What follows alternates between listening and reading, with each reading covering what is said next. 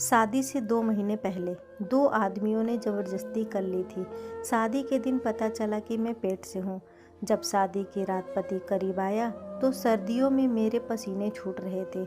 जब उसने मेरे शरीर को देखा तो फिर मैं दुल्हन बनी कमरे में पहुंची तो मेरा दिल बाहर आने को कह रहा था। शादी से लेकर आज तक मुझे एक ही डर था कि मेरा पति मेरी सच्चाई ना जाने। सहम सहम कर मेरा वक्त गुजारा था और अब वह घड़ी आ गई थी जब मेरा सामना अपने पति से होना था। मेरा दिल पूरी तरह धड़क रहा था कि अगर उसने मेरी सच्चाई जान ली तो क्या होगा। वह सच्चाई तो दुनिया वाले एक तरफ, मैं अपने घर वालों से भी छुपा गई थी। दरवाजे खुलने की आवाज़ पर मेरा शरीर कांपने लगा। मेरा पति चलता हुआ मेरे पास आया और मुझे देखने लगा। मुझे उसका ऐसा देखना भी डर लग रहा था। मेरा पति मेरे सामने बैठ गया और मेरा घूंघट उठाया। मैं उस वक्त बाकी दुल्हनों की तरह शर्माने के बजाय डर से काँप रही थी। मेरा पति मेरी तारीफ करने लगा, लेकिन मुझे डर लग रहा था। हालांकि मेरा पति मुझे पहले भी देखा हुआ था। हमारा विवाह शादी से 3 महीने पहले ही हो चुका था। बस विदाई 3 महीने बाद हुई थी। विवाह के वक्त मेरे दिल में भी बाकी लड़कियों की तरह बहुत से अरमान थे, पर मैं शर्माई हुई थी। सबकी छेड़छाड़ सुनती रहती थी। अपने पति की मैंने तब बस एक ही झलक देखी थी और मेरा दिल धड़क रहा था। हालत वही रहती तो यकीनन मैं भी आज शर्माती और धड़कते हुए दिल से यह तारीफ़ें कबूल कर रही होती। मगर 1.5 माह पहले जो मेरे साथ हादसा हुआ उसने मेरी हस्ती हिला दी थी। मेरा दिल दुनिया से और जीने से ही उड़ गया था। मैं हर पल खौफ से गुजरती आज यहाँ पहुँची थी और आज मैं पूरे हक से उनके पास आई थी तो मेरा दिल धड़क रहा था। मेरे पति मुझसे बात कर रहे थे और मुझे उनकी नज़रें अजीब सी महसूस हो रही थी। उनकी नज़र मेरे ऊपर पड़ी तो वह पीछे हट गए। मैं उनके पीछे हटने पर सहम गई। उन्होंने मुझे गौर से देखते हुए बहुत अजीब सी बातें कह दी, जिसने मुझे फिर से सूली पर लटका दिया था। मुझे लगा उन्हें मेरा राज पता चल गया है। मेरी वह हकीकत तो मैं उनसे छुपा रही थी। शायद वह जान गए थे, मगर मुझे आश्चर्य तब हुआ जब उन्होंने सर झटक दिया और कहा कि मैं थक गया हूँ और शायद तुम भी थक गई होगी। तुम कपड़े बदल कर सो जाओ। वह मुझे कहते हुए सो गए और मैं अपनी जगह चुपचाप बैठी रह गई। अजीब इंसान था, उसने मुझे छुआ ही नहीं। मुझे इस बात पर परेशानी हो रही थी। फिर मेरा दिल बहुत भारी होने लगा था। मैंने कपड़े बदले और बिस्तर पर लेट गई, मगर मेरे दिमाग में यही बात गूंज रही थी कि पहली ही रात मेरे पति ने मुझे छूने की बजाय इधर उधर की बातें करके सोने को कह दिया। मैं पूरी रात इसी बात को सोचती रह गई थी। अगले दिन मैं बहुत मुश्किल से अपने चेहरे पर मुस्कुराहट सजा बैठी थी। आज भी सबने मेरी बहुत तारीफ़ की। मैं बचपन से बहुत खूबसूरत थी। शादी के हार श्रृंगार ने मेरी खूबसूरती को बढ़ा दिया था। मुझे यकीन था आज मेरा पति मुझे देखकर खुद को हक जताने से रोक नहीं पाएगा। मैं डरी हुई थी, मगर मैं चाहती थी कि वह मुझे सराहे और अपना हक हासिल करे। आज ज़्यादा इंतज़ार नहीं करना पड़ा था। मेरे पति कमरे में आए और उनका मिजाज भी बहुत अच्छा लग रहा था। मुझे थोड़ा बहुत डर भी लग रहा था, मगर मैं इंतज़ार कर रही थी। फिर मुझे हैरत का झटका तब लगा जब मेरे पति ने आज रात भी यहाँ वहाँ की बातें करके सोने को कहा और खुद भी सो गया। मैं सदमे में बैठी रह गई। क्या मुझ में इतनी कशिश भी नहीं थी कि मेरा पति मेरी तरफ आकर्षित होता? मेरी हालत अजीब सी होने लगी। पहले ही मेरे दिल में डर था कि कहीं मेरे पति के सामने मेरी हकीकत ना खुल जाए। ऊपर से मेरे पति का अजीब रवैया मुझे बौखलाहट में डाल रहा था। मेरे पति बहुत अच्छे इंसान थे, मुझसे बहुत प्यार से पेश आते, मगर उन्होंने पूरा महीना गुजार दिया, लेकिन कोई रिश्ते की बुनियाद नहीं रखी थी। मेरे दिमाग पर बहुत गहरा असर पड़ा था। मुझे फिर से अपने साथ हुए हादसे के बुरे सपने रातों को जगाने लगे थे। मेरी हालत दिन ब दिन बिगड़ती जा रही थी। मैं हर वक्त डरी रहती थी। तीसरा महीना शुरू हुआ। मेरा शरीर बदलने लगा और मुझे यही डर था। मैं चाहती थी कि इस वक्त से पहले मेरे पति से मेरा मजबूत रिश्ता बन जाए, मगर ऐसा नहीं हो पाया था। और अब यकीनन मेरी हकीकत खुल जाती। हमेशा टेंशन में रहने की वजह से मेरी हालत ख़राब हो रही थी। एक दिन मेरी तबीयत बहुत ज़्यादा बिगड़ी तो मेरे पति मुझे डॉक्टर के पास ले गए। डॉक्टर ने मेरा चेकअप करके वही कहा जिसका मुझे डर था। वह बोल रही थी कि मैं माँ बनने वाली हूँ। मुझे पेट से हुए 3 महीना हो चुका है। मैं सदमे में जा चुकी थी। अब यकीनन मेरा पति मुझे डिवोर्स देगा और कोई भी इंसान यही करता। मेरा दिल चाहा मैं चीख चीख कर रोऊं, मगर मेरा शरीर बिल्कुल बेजान और ठंडा हो रहा था। डॉक्टर मेरे पति से बात कर रही थी। किसी टेंशन की वजह से मेरी हालत बहुत ख़राब हो गई है।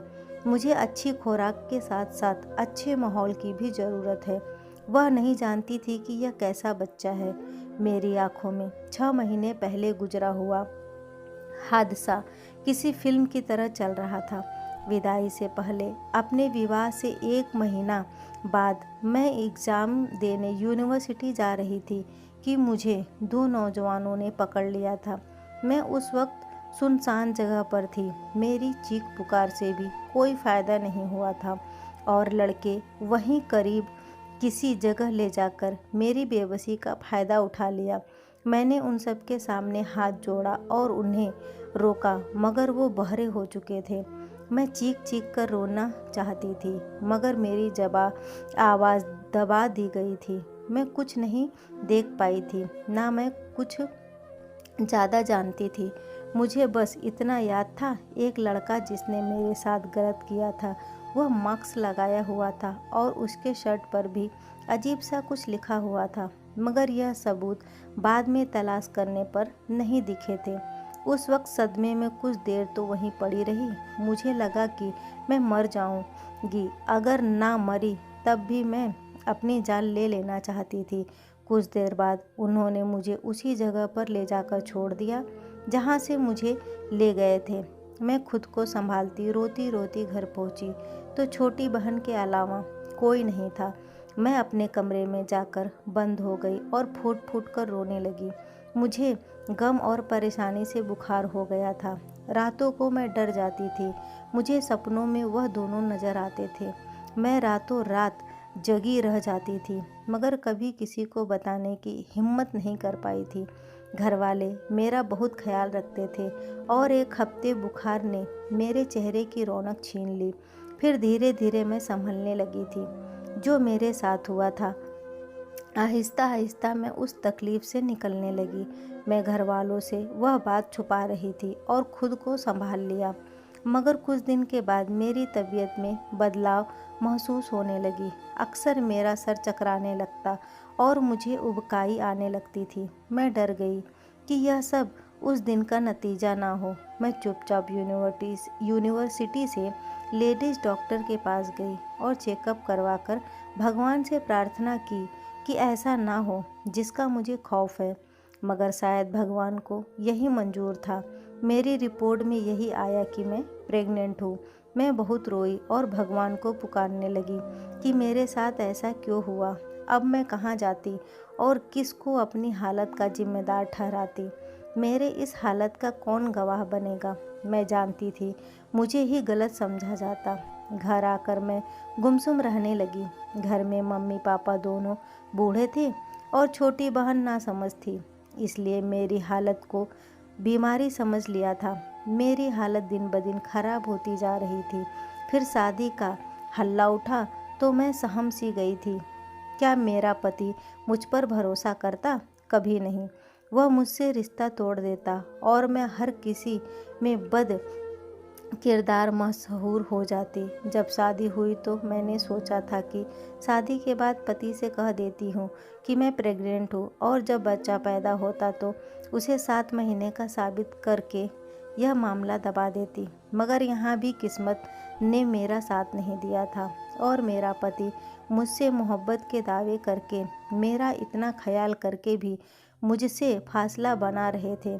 अब डॉक्टर ने तो हकीकत खोल दी थी। मैं जानती थी मेरा पति घर जाकर मुझे बुरा भला कहेगा और बद किरदारी का इल्ज़ाम लगाकर मुझे डिवोर्स दे देगा। इन 3-4 महीने की टेंशन ने मुझे इतना निहाल कर दिया था कि मैंने खुद को डिवोर्स के लिए भी तैयार कर लिया था। जब हम घर पहुँचे तो मेरे पति मुझे कमरे में ले गए। मैं खुद को शोर शराबा के लिए तैयार कर रही थी, मगर मेरी हैरत की इंतहा ना रही जब दोपहर से शाम और शाम से रात हो गई, मगर मुझे मेरे पति ने कुछ नहीं कहा, बल्कि वह मुझे आराम करने के लिए कह रहे थे। मुझे लग रहा था कि मैं कोई सपना देख रही हूँ। आखिर कौन मर्द इतना चुप रह सकता है। वह अपनी पत्नी की गर्भवती होने का सुन चुके थे, जिसको उन्होंने छुआ तक नहीं था, फिर भी वह शांत थे।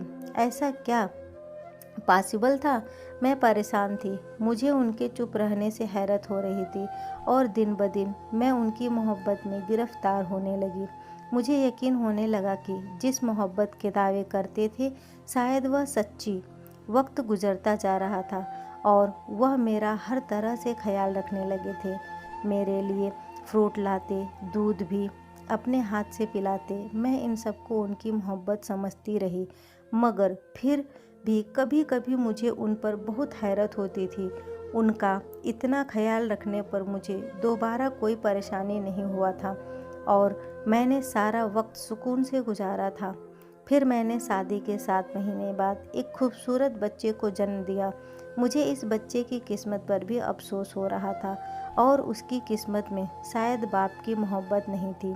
सच तो यह था कि मुझे इस बच्चे से ज़्यादा मोहब्बत या लगाव महसूस नहीं हो रहा था, मगर मेरे पति ने यहाँ भी मुझे गलत साबित कर दिया था और इस बच्चे को, जिसके बाप का कुछ पता तक नहीं था, उसे इतना प्यार और मोहब्बत दी कि मैं हैरान रह गई। बच्चे की ज़रूरत का हर सामान घर में पहले से भरा था।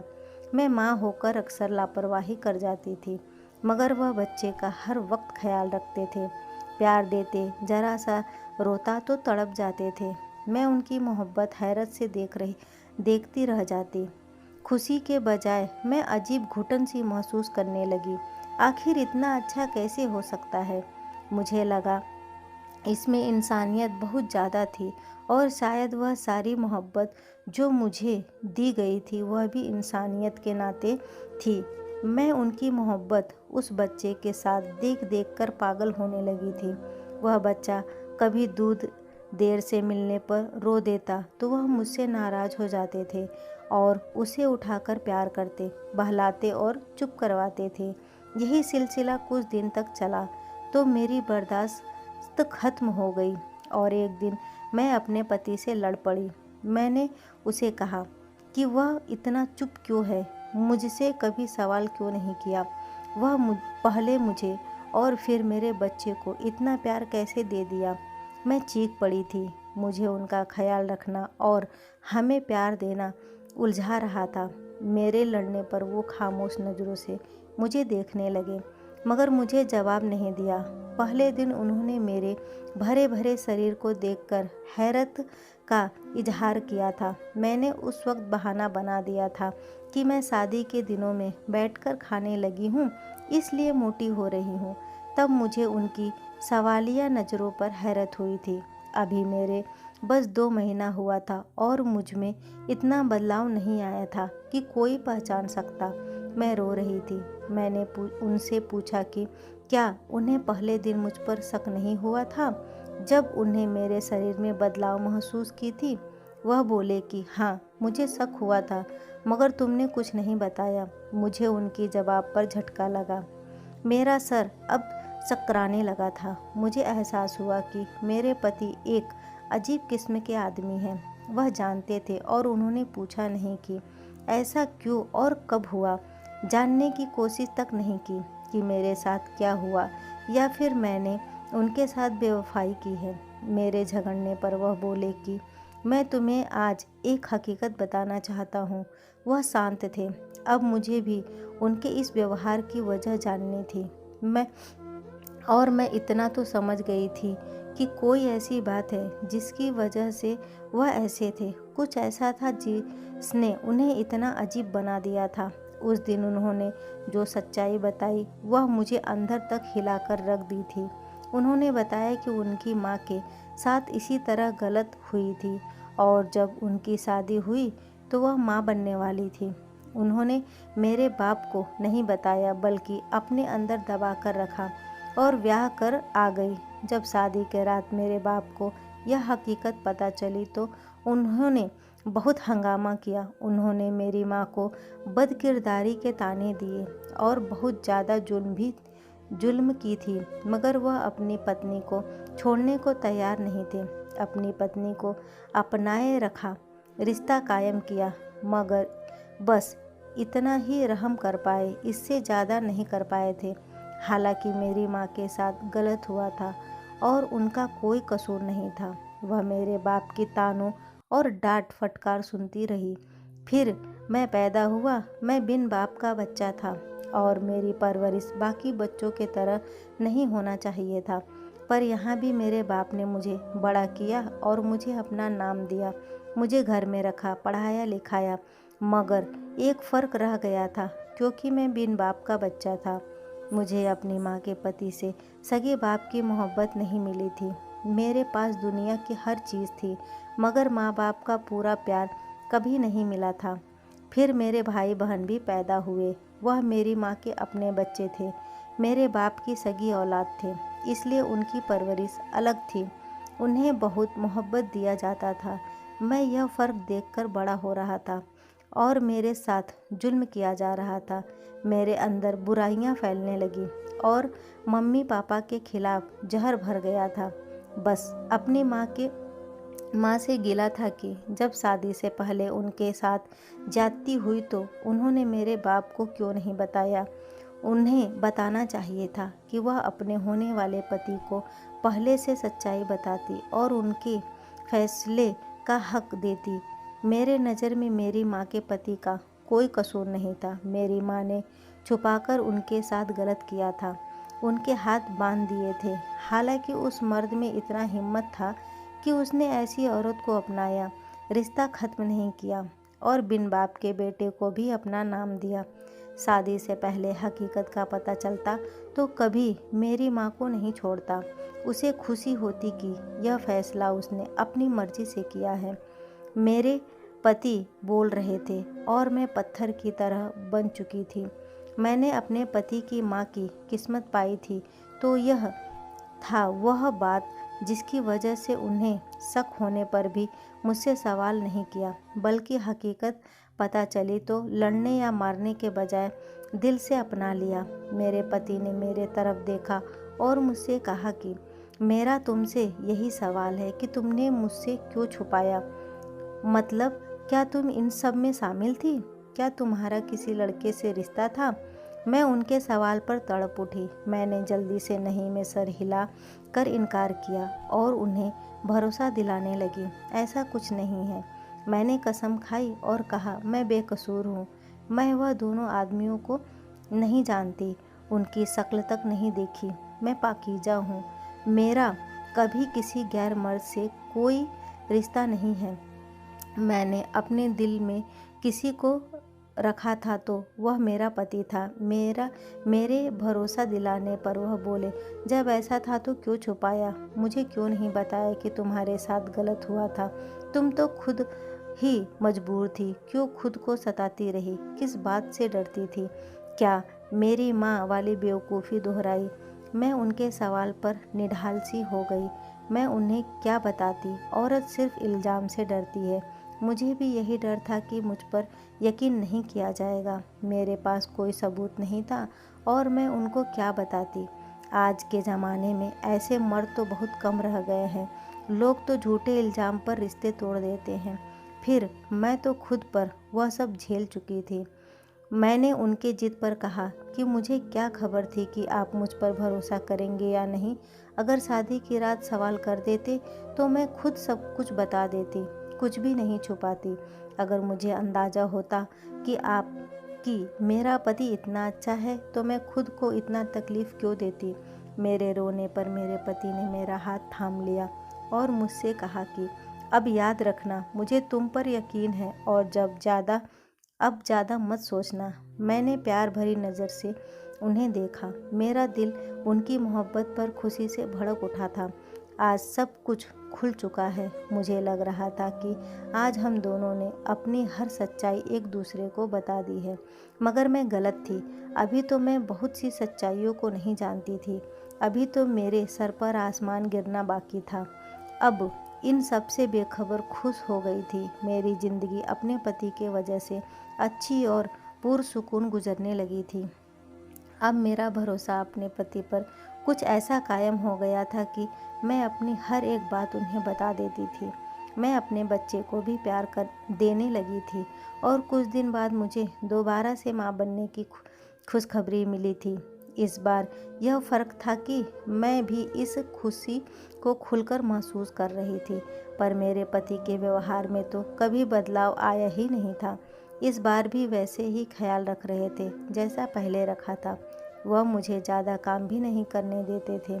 मैं उनसे छुपकर थोड़ा बहुत काम कर लेती थी, वरना उन्होंने काम वाली रख ली थी। काम वाली मेरे बड़े बेटे को संभाले बैठी थी और मैंने सोचा कि मैं स्टोर रूम से कुछ सामान निकाल लूँ।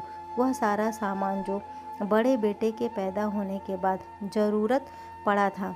जब वह बड़ा हुआ तो मेरे पति ने सब स्टोर रूम में रख दिया। मुझे सिर्फ 1 महीना बाकी था। मैंने सोचा कि सामान वगैरह उठाकर पहले से चेक कर लूँ। स्टोर की लाइट ऑन की, पुराना बॉक्स खोलकर सारा सामान निकाल रही थी। तब मुझे बॉक्स के एक कोने में एक बहुत पुराना संदूक मिला। मैंने भी वह संदूक सामान में रखा और काम वाले को बुलाकर वह सारा सामान कमरे में ले जाने को कहा। वह मेरे कहने पर सामान ले जाकर कमरे में रख दी। मैं सामान निकाल कर देख रही थी। मेरे सामने वो पुराना संदूक आ गया। मैंने उस संदूक को खोला। उसमें से जो सामान निकला उसे देखकर मेरे होश उड़ गए। मैं सर से पांव तक कांप गई थी। मेरा दिल डूब रहा था। मैं यकीन करने को तैयार नहीं थी। ऐसे कैसे हो सकता था? मेरा पति तो एक अच्छा इंसान था, फिर मेरे सामने उसका पड़ा यह सामान। उसका कौन सा पहलू था? मेरा पति घर आया तो मैंने उनका लाकर कॉलर पकड़कर वह काला शर्ट और काला मास्क उनके मुंह पर फेंक दिया कि मेरे साथ गलत करने वाला कोई और नहीं, मेरा अपना पति था। मैं उस आदमी पर चिल्ला रही थी कि उसने मेरे साथ ऐसा क्यों किया, मुझे ऐसी तकलीफ़ क्यों दी। वह बोले कि तुम मेरे विवाह में थी, मैंने कोई पाप नहीं किया, मैं बस तुम्हें आजमाना चाहता था। मैं जानना चाहता था कि तुम मुझे सच्चाई बताती हो या नहीं। उनकी बात पर मुझे धक्का सा लगा था। सिर्फ आजमाने के लिए उस इंसान ने मुझे इतनी तकलीफ़ दी। अपने पति की सच्चाई जानने के बाद मुझे सारा वक्त याद आने लगा जो मैंने तकलीफ़ों में गुजारा था। अगर मुझे उनकी सारी सच्चाई मालूम ना होती तो मैं तो सारी ज़िंदगी ऐसे ही गमगीन होकर गुजारती। मुझे अपने पति से मोहब्बत एकदम से ख़त्म हो गई थी। दिल कर रहा था मैं यह घर छोड़कर कहीं चली जाऊं और वापस ना आऊं। मैंने घर छोड़कर जाने का इरादा किया तो मेरे बच्चों ने मेरे कदम पकड़ लिए थे। जैसी भी थी मैं उनकी माँ थी और मेरा वह बच्चा जिससे मैं गैर समझकर उसे सही बच्चों की तरह उसका हक और उसकी मोहब्बत भी ना दे सकी। अब तो मुझे उसका दुख हो रहा था। उस बच्चे ने एक अनाथ बच्चे की तरह गुजारा था। मुझे अपने पति से नफ़रत महसूस हो रही थी, लेकिन मेरे पास वापसी का कोई रास्ता नहीं था। वह एक शक्की इंसान था और कुछ नहीं था। उसके ऊपर जो गुजरी, जिस तरह से उसका बचपन गुजरा था, उन सब हालात ने उसे दिमागी मरीज बना दिया था। मैं उनके बचपन के हालात को सोच रही थी कि अगर मैं उन हालात से गुजरती तो शायद मैं भी इसी तरह से बन जाती, क्योंकि जब से मेरे साथ वह हादसा हुआ था तब से मेरा भी दिमागी मरीज बनने में कोई शक नहीं था। अगर मुझे हकीकत मालूम ना होती तो आज तक मैं उसी गम में रहती। मैं बहुत रो रही थी। मैं जिस आदमी को अच्छा समझती रही, मेरी बर्बादी का जिम्मेदार वह खुद था। और मैं आज भी पहले की तरह बेबस थी और उसके साथ रहने पर मजबूर थी, क्योंकि मैं उसके बच्चों की माँ थी। अपने बच्चों को छोड़कर मैं उसके बाप के जैसा नहीं बनना चाहती थी। दोस्तों, जिन्होंने भी यह कहानी सुनी, मैं उनसे पूछना चाहती हूँ, क्या उन्होंने जानबूझकर ऐसी गलती की? क्या मैं अपने पति को फिर से अपना लूँ? आपकी क्या राय है इस बारे में? मुझे कमेंट करके ज़रूर बताइएगा। वीडियो को लाइक और शेयर करना न भूलें। चैनल पे पहली बार आए हैं तो इसे सब्सक्राइब ज़रूर करें। कहानी सुनने के लिए आपका बहुत बहुत धन्यवाद।